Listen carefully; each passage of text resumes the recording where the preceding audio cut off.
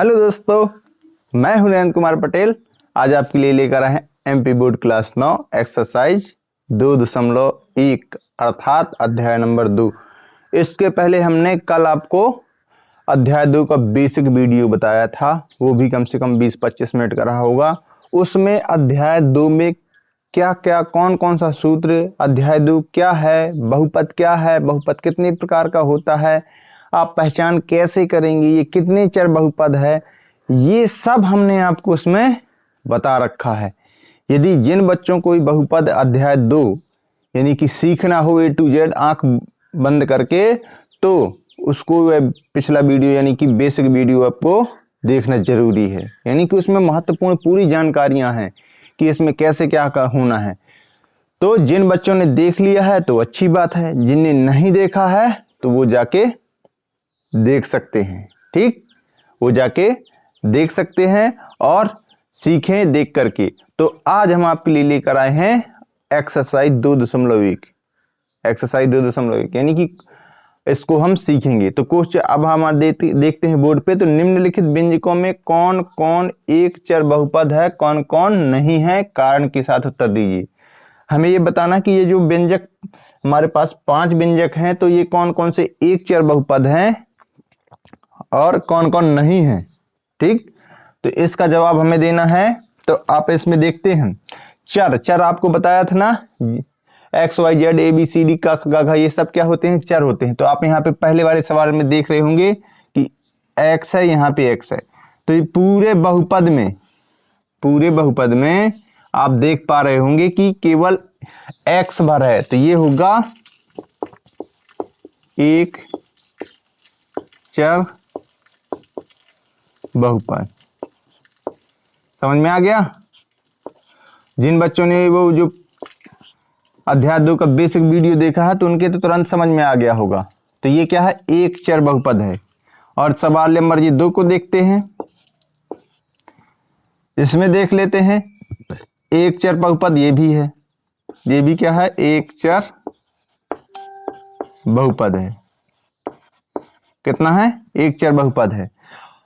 और इसके बाद सवाल नंबर 3 में देखते हैं 2√t प्लस t√2। तो ये क्या होना चाहिए, ये बहुपद है कि नहीं है। पहली बात तो बहुपद नहीं होगा। क्यों? क्योंकि इसमें चर में ये जो चर की जो घात है वो एक क्या है, कैसी है, पूर्णांक यानी कि पूर्ण संख्या नहीं है। ये लिखेंगे यह एक बहुपद नहीं है। क्योंकि कारण उसने पूछा था ना, क्योंकि चर की घात पूर्ण संख्या नहीं है। देखो जैसे चर की घात, इसमें देखो टी की घात है, रूट टी है, तो इसको हम क्या लिख सकते हैं, देखना 3 रूट की घाते 1/2, ठीक, प्लस टी प्लस √2। तो ये पूर्ण संख्या है क्या, टी की घात नहीं है ना, इसलिए ये बहुपद नहीं होगा। अब यहाँ पे भी देख रहे होंगे, इसको हम लिख सकते हैं y प्लस 2y की घाते -1, क्या -1, 1/y ऊपर जाएगा तो इनवर्स में पहुंच जाएगा। आपको 1.5 में ये सवाल बताया था। तो ये इसमें आप देख रहे होंगे कि y की घात क्या है, चर की घात क्या है, -1 है ना। तो ये पूर्ण संख्या है कि नहीं है, पूर्ण संख्या है कि नहीं है। तो ये पूर्ण संख्या नहीं है। पूर्ण संख्या कहां से स्टार्ट होती है, 0 से सभी प्लस की संख्या है। तो इसमें भी लिखेंगे यह एक बहुपद नहीं है। क्योंकि वही रीजन होगा, क्योंकि चर की घात पूर्ण संख्या नहीं। ठीक, ये हो गया। अब देखते हैं सवाल नंबर 5 में x की घाते 10, y की घाते 3 और t की घाते 50। तो ये एक बहुपद तो है, लेकिन एक चर बहुपद नहीं है। कितने चर, देखो x भी है, y भी है, t भी है। तो लिखेंगे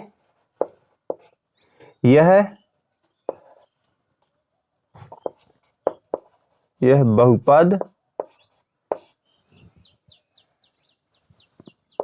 3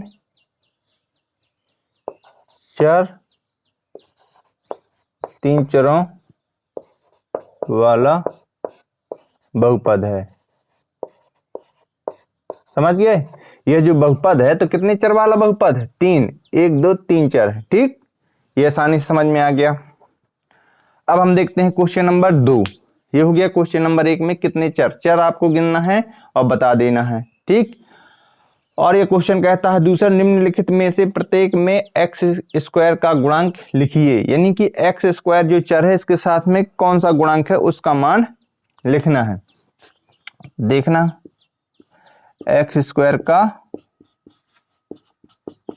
गुणांक, तो आप इसमें देख रहे हैं 2 plus x square plus x है, तो एक्स स्क्वायर के साथ 1 का गुणा है। ठीक, तो इसमें क्या होगा, इसका उत्तर 1 होगा। और इसमें भी अब देखते हैं एक्स स्क्वायर का गुणांक, सवाल नंबर 2 पे। सवाल नंबर 2 में है 2 minus x square plus x की घाते 3। तो हमें केवल एक्स स्क्वायर का गुणांक देखना, किसका, एक्स स्क्वायर का। तो एक्स स्क्वायर में क्या है कि गुणा है -1 का, तो इसका उत्तर होगा -1। क्या होगा, -1। अब देखते हैं पाई बटा 2 एक्स स्क्वायर प्लस एक्स। तो एक्स स्क्वायर के साथ किसका गुणा है, पाई बटा 2।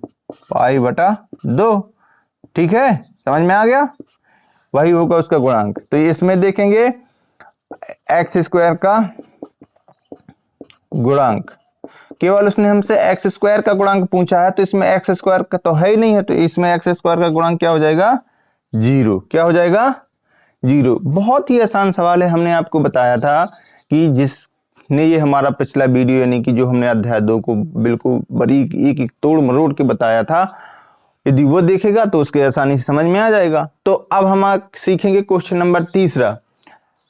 35 घात के द्विपद का, अब ध्यान देना क्वेश्चन बहुत अच्छे से कह रहा है, 35 वाली घात के द्विपद का और 100 घात के एक पद का एक एक उदाहरण दीजिए। यानी कि 35 की घात हो और उसमें 2 पद हो, एक उदाहरण लिखना है, और 100 की घात हो उसमें 1 पद हो तो उदाहरण लिखना है। तो हम लिखेंगे 35 घात के द्विपद का उदाहरण।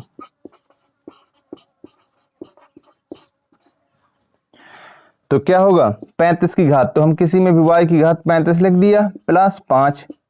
देखो उसने क्या कहा, 35 की घात वाला, तो 35 y की घात 2 हो गया, चर की घात तो 35 हो गया, प्लस 5, यानी कि एक पद ये हुआ, 2 पद, द्विपदी बोला था ना इसने, ये हो गया पहले का जवाब। और दूसरे में क्या कहा है उसने, चलो यहाँ पे हम लिख दे रहे हैं दूसरा, 100 घात के एक पदी, लिखेंगे 100 घात के एक पदी उदाहरण। ठीक, अब हमें इसमें बताना कि 100 की घात वाला एक पद का होना चाहिए, तो हम चाहे x की घात ले 100 लगा दिया, और एक दूसरा लिख सकते हैं y की घात 100 लिख सकते हैं, चाहे जितने लिख दो, z की घात 100। उसने एक उदाहरण बताया था, हमने 3 उदाहरण बता दिए। ठीक, आप इसमें भी लिख सकते हैं n की घाते 35 प्लस 6, चाहे माइनस कर लो, तो जितने उदाहरण कर लो, लेकिन इसमें ध्यान रखना है, क्वेश्चन मैंने इसलिए आपको समझाता हूं कि क्वेश्चन को ध्यान से पढ़ना। ये द्विपदी यहाँ कहा, यहाँ पे एक पदी कहा, यहाँ पे 35 की घात का, यहाँ की 100 की घात का। तो इस प्रकार से क्वेश्चन 1 2 3 2.1 के खत्म हो है। अगले सवाल भी अभी हम आपको बता रहे हैं। क्वेश्चन नंबर है 4। तो अब क्वेश्चन नंबर 4 हम देखेंगे क्या लिखा, निम्नलिखित बहुपद में से प्रत्येक बहुपद की घात ज्ञात कीजिए। घात क्या करना है, ज्ञात करना है। घात आपको बता ही चुके हैं, घात क्या होती है, जो ऊपर लगी होती है ना, चर में वो घात होती है। ठीक, तो अब आप यहाँ पे देख पा रहे होंगे पहला समीकरण हमारा बहुपद लिखा है पहले नंबर में कि 5x की घाते 3 प्लस 4x की घाते 2 प्लस 7x। घात यदि पूछ दे कि इसमें बहुपद की घात क्या है तो आपको ये देखना है कि चर में अधिकतम घात कितनी है, चर में सबसे बड़ी घात क्या है। तो आप यहाँ पे देख रहे होंगे इसमें x की घाते 3 है, इसमें x की घाते 2 है, इसमें x की घाते 1 है। तो 3 बड़ा है कि 2 बड़ा है कि 1? तो आप कहेंगे कि क्या है, 3 होगी। अधिकतम घात क्या होगी? 3, क्योंकि x की घाते 3 है, यहाँ x की घाते 2 है, यहाँ x की घाते 1। समझ में आ गया? इसमें भी अब घात निकालेंगे तो आप घात देख पा रहे होंगे y में अधिकतम घात कितने की है? 2 की है। यहाँ पे चार के साथ तो कोई चर है नहीं है। समझ में आ गया ना? अब तो फट फट समझ में आ जाएगा आप लोगों की। अब यहाँ पे 5t माइनस रूट 7, तो t में अधिकतम घात 1 की, इसमें घात क्या होगी? 0, क्योंकि इसमें चर है ही नहीं है। 3 केवल अचर पद है और इसमें हमें क्या बताना है? बहुपद। ये अचर बहुपद है। ठीक है, अचर बहुपद। ठीक,